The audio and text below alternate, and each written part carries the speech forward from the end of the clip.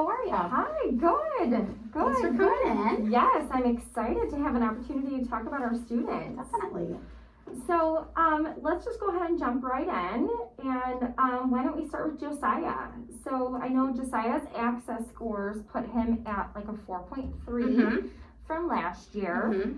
So if we take a look at the level 4 expanding descriptors, it would show that he can follow multi-step directions in class. Are you noticing that? Yeah, you know, it depends on the level of complexity. So I found that in math, he needs a little bit more one-on-one support, but in literacy, he does a little bit better. Okay. So I kind of just, and sometimes it depends on what the unit of study is also. Right.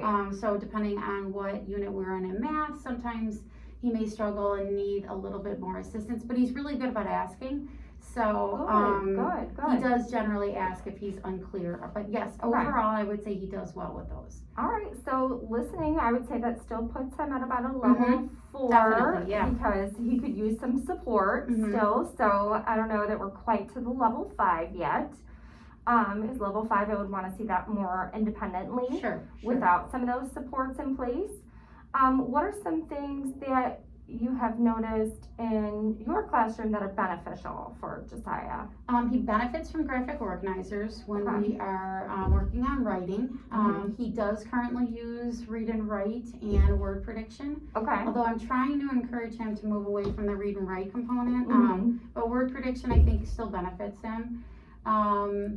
Again, he's really good about asking for support. So he will ask if he's unsure about, you know, if he's going in the right direction with his writing. And I've kind of moved away from using paragraph frames with him because he's moving along.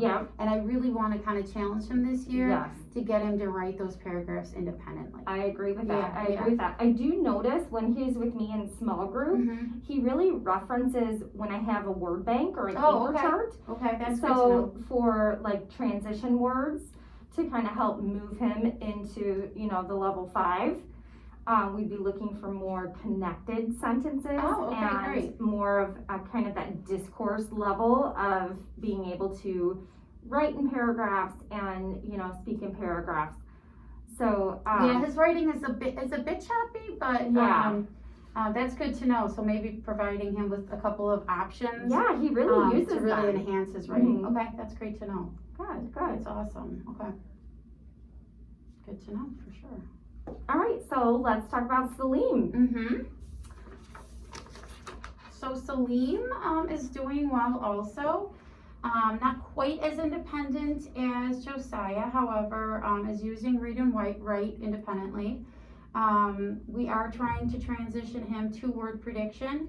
So right now he's kind of exclusively using read and write as a tool on a Chromebook, but we are working to get him on word prediction because I do believe he's ready for that. During guided writing, he uses sentence starters and paragraph frames, and that does help him, as well as the graphic organizers. You know, I haven't really had too many anchor charts up, but I'm wondering if, you know, after our conversation with the transition words for Josiah, if anchor charts with transition words might not benefit both of these students. And maybe other students as well. So I'm thinking as we're sitting here that perhaps I will those add an anchor chart with some transition words. The co-created anchor charts so that it's something that they can reference that will tie directly into previous learning. I think would be a great idea. And it gives them kind of that visual cue, and sometimes all it takes is just like, oh, remember, we have our anchor chart here. And that's all you need to do to reference that, and then they are able to go back and kind of access that prior learning. Another big celebration with Salim is his participation in class. He is being much more vocal than in the beginning of the year. I mean, granted, it's only been a month, but he is starting to open up. And take part in our turn-in talks. Initially, he was a little quiet and hesitant, but I really see him coming into his own in terms of oral language in the classroom. So that's been something that we're super excited about. So thinking about that then, you know, I know that his previous access scores put him at about a level 3, right? So do we think that he's starting to move toward a level 4 in speaking? Yeah, when I look at the speaking the descriptors for developing and expanding 3 and 4. He's definitely able to answer simple content-based questions, and he is also able to answer opinion questions. So I would definitely say he's kind of like in the middle of those two. Okay. I think he could still benefit from a little bit of support, but I don't think these are out of his realm within the next few months. So I would definitely, like if I was going to put his name on the chart, I would probably put it in between the two, because I still want to challenge him with these descriptors, but I'd like to start moving him into that expanding range also. So thinking about his progress report, then we probably want to go ahead and keep him at a level 3 for right now, just based on what you're seeing and based on the supports that are necessary to help him be successful in the classroom. It sounds, from what I'm hearing, that is working in the classroom. It sounds like I would put him at about a level 3. But that gives him some room to grow, and with obviously the anticipation that he's going to continue to move up those language proficiency levels. So yeah, I would agree. Okay, so would you put him at a level 3 in all 4 domains? So we have listening, speaking, reading, and writing. I would definitely put him at a level 3 for reading. For writing, I would say a 3 as well. Again, he is making great progress, but I would say, where he's at currently, I would put him at a 3. Again, the speaking is where I'm kind of like on the fence, because he is really starting to open up and articulate and give good answers. So, possibly a 4 in speaking. And then listening, the multi-step oral directions, again, it kind of varies based on what we're working on and his understanding of the content. Math is a little trickier. So I would probably put him at a 3 in listening, maybe 4 in speaking. Is it okay to put them in different categories? It is. Like for different, topics? Yeah, I think that it's important that we look at each of the different language domains separately. So we're looking at receptive versus expressive language as well. And it's actually not very common that an expressive language would be a higher level than a receptive language. So it's interesting that you're seeing that in the classroom. And, I definitely noticed that he really benefits from those supports and utilizes them. So I can see how we would be able to kind of push into that level 4 for speaking, because he's able to perform at that level, I think, with the correct support. Right. Okay. All right, great. All right, so we've got him at a level 3 for listening, reading, and writing, and we're going to put him at a level 4 for speaking. Yeah, but I will obviously keep an eye on level 3 in terms of speaking too, and still try and support him, but challenge him to work a little bit more independently when it comes to those descriptors. Yeah, great. All right, Noor, our little Noor. I love her. She's fantastic. I love her. Yes. She's really a hard worker. She's motivated. She wants to be successful. She wants to do well. I can't say enough about her. She's a great student. So her screener scores put her at a 1.7. So that puts us at level 1, entering in between level 2, emerging. I know that I feel like I've witnessed a lot of growth in Noor just since we started the school year. Tremendous. She has really kind of felt more comfortable, being in a new school system, being, in a whole new country. But that she seems to have kind of found her place in our small group. Yeah, absolutely. I would agree. Currently, we are still providing her supports with visuals, one-on-one support when we're able to. And we're teaching her how to use the speech to text independently. So that's something. And again, she has a desire to learn that. And again, I think she has a desire to be independent. I'm also picking up on that. So it's like, you don't want to, I want to give her as much support, but I don't want to baby her. And I don't want to forget the fact that she's 9, she's not little. So I'm trying to provide her with as many supports as I can, but also give her that independence she seems to be craving. She's really good at asking for help. She is good at sharing one-on-one, but will not share in the whole class, which is fine. And, you know, I certainly don't push that. But she definitely doesn't seem to really want to talk just yet. And again, that makes sense. So haven't been pushing that. You know, thinking about the matrix of our go-to strategies and thinking about our students who are emerging and entering, you know, one of the things that we use is different demonstrations of learning. Oh, okay. So I'm wondering, does she have an opportunity to demonstrate her learning in a way that's maybe not verbal? So maybe offering her an opportunity to cut and paste and label pictures, or to draw a picture to demonstrate her learning. That might be something that she would be more comfortable with at this point in time, until she gets a little bit of that confidence, that oral language. Okay. I honestly never thought of that, so yeah, I could certainly offer that to her. So drawing a picture would be acceptable depending drawing on, a picture, and then I would even go as far as to give her a word bank, and then she matches the word to the picture. So let's think like habitats.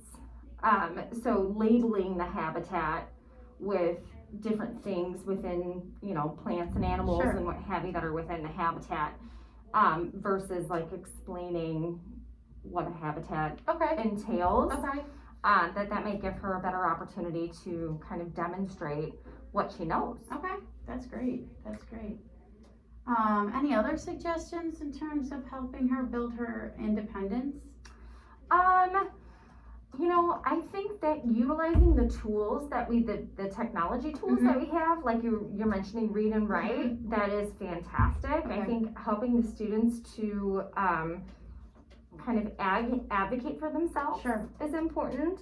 I always like a strategy. It's called Banish IDK.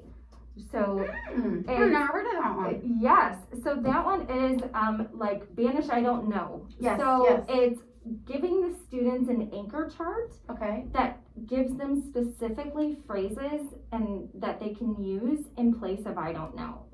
So it has, I'll share the reference with you.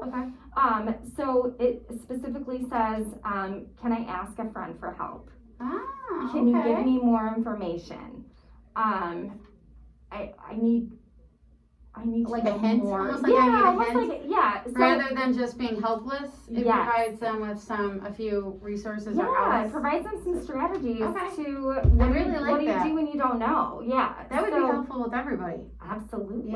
Absolutely. So it kind of helps with that accountability factor too, so that even if you don't know the answer, you still can give me a response that is, I guess, showing me that you're thinking about that the makes answer. A lot of sense. I really like that. I've never heard of that one, so that's great. Yeah, I'll definitely share that reference with you with Banish IDK. Because there are some posters that are out there. I mean, it would be best to make your own poster with your class so that you can think. And the accountability again is on them, and then they understand the purpose of that chart. That's great. So I really like that. Co-constructed anchor charts are really the way to go, especially for our ELs, but for any of our students, that because it really ties it into the learning. So it's one thing to have an anchor chart up there that like is really pretty, that I bought at the teacher store, but if it doesn't have meaning for them, you know? So the meaningful co-constructed anchor charts are really beneficial. All right, great. If we leave with nothing else, that is super helpful. I love that. Thank you. Awesome. Well, so thinking about Nora, let's go back to our progress report, because we had such a great conversation there about some techniques. But I'm thinking that based on what I'm seeing in small group, that listening and speaking, I would probably put Nora at a level 2 for listening. And I would probably put her at a level 1 for speaking, just because she still is hesitant. Yes, I would agree. Isn't really demonstrating a lot of speaking skills. Right, and she is still struggling a bit with identifying objects, depending on, you know, what they are. Right. In many instances, she does need one step, then she does it, then we go back and so And the that kind of visuals. distinguishes between level 1 and level 2. Yeah, and I definitely noticed that she really relies on visuals. Mm-hmm. So anytime I have a picture associated with the lesson that we're doing in small group, she is all about it. And she wants to look at the picture and kind of take that in. And I noticed that really helps with her comprehension. Yeah, I would agree with that. I would. So thinking about reading, I've noticed that she is doing a really good job at the word level. Have you noticed more in guided reading for like sentence level? I would say still at a word level. Okay. Yeah, word by word, tapping them out. Tried to use a little bit of foundations, even though she's in 3rd grade, but using a little bit of that. But yeah, I would say we're still at the word level. Yes, okay. Yes. So then I'm gonna say that we probably keep her at a level 1 for right now for reading. And then writing about the same. And so yeah, she's still labeling, communicating ideas by, you know, it's funny, I have to be honest, like, I haven't given her too many opportunities to draw, but that's definitely something that I'll incorporate moving forward, so that's good to know. Yeah, I think that because this was her screener score when she just came to us at the beginning of the school year, so I feel like she's probably still about there. I don't know that we're quite to a level 2 outside of listening. I think listening she's a level 2.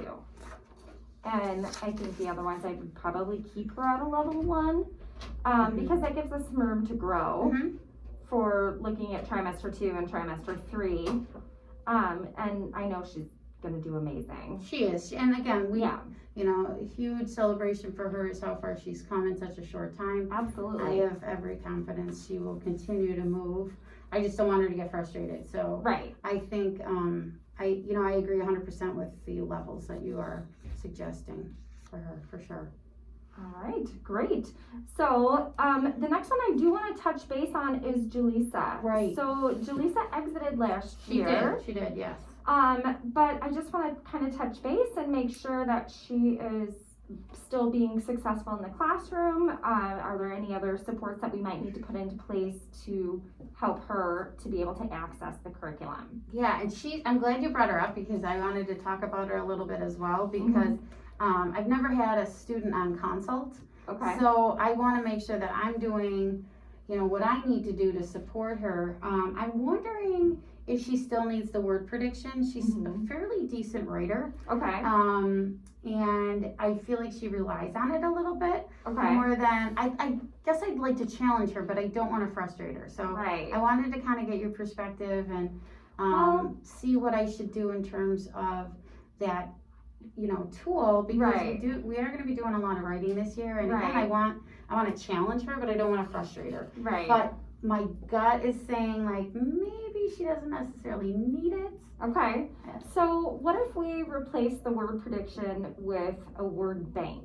Okay. So giving some of those transition words, like we talked about even with some of our other kiddos, is really helpful in that it kind of helps fill in the blanks, for lack of a better term, that it's like, oh, how do I start my next sentence, right? So I'm not leaving her with no resource, but rather maybe change it to a little bit. Okay. So I would say, you know, your content and language objectives are going to be really important. Yeah, I'm noticing that is really, since I've done the SIOP training, I've really noticed that when I start my lesson with the learning and language objectives and then make sure I go back to them at the end, it really seems to help the kids, again, not just my EL students, but all students, kind of remember, first of all, why it is we're doing what we're doing, and then as we conclude on the lesson, it reminds them of, you know, what we worked on. So I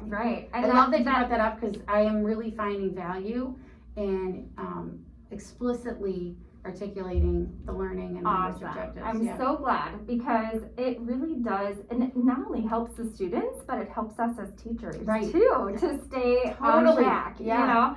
And what is it that I specifically need my students to get out of this lesson so that we can move on to the next lesson, right? So Absolutely. I think with Julissa, it's going to be important to continue utilizing those, because it kind of sets the mindset of, you know, what she needs to focus on. And when you write a language objective, you really think about, what is the language that I want my students to produce?